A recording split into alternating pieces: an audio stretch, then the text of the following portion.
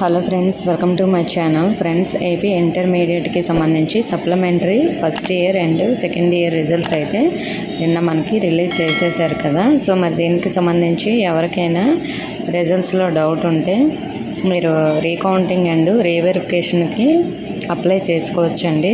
దీని గురించి full details ఈ వీడియోలో తెలుసుకుందాం. వీడియోని అయితే అక్కడే స్కిప్ చేయకుండా వినండి. అలాగే చాలామంది పాస్ అయితే అయిపోయారు మనకి సప్లైలో.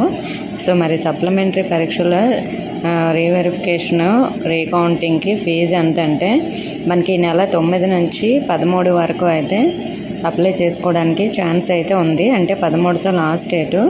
అలాగే రీవెరిఫికేషన్కి ఒక్కొక్క సబ్జెక్ట్కి అయితే 1300 రూపాయలు పే చేయాల్సి ఉంటుంది. రీకౌంటింగ్కి ఒక్కొక్క సబ్జెక్ట్కి 260 రూపాయల చొప్పున అయితే పే చేయాల్సి ఉంటుంది. సో మరి రీకౌంటింగ్ రీవెరిఫికేషన్కి అప్లై చేశాక ఎన్ని రోజుల్లో మనకి రిజల్ట్స్ వస్తాయంటే మనకి మినిమం 20 to 30 డేస్ మధ్యలో అయితే ఈ రిజల్ట్స్ అనేవి రిలీజ్ చేస్తారు. సో కాబట్టి మీరు అప్లై చేసిన 20 to 30 డేస్ అయితే టైం పడుతుంది. అంటే మనకి 13వ తేదీ లాస్ట్ డేట్ కాబట్టి ఈ మంత్ ఎండింగ్కి లేదంటే జూలై ఫస్ట్ వీక్లో అయితే మనకి రీవెరిఫికేషన్ రిజల్ట్స్ అనేవి వస్తాయి.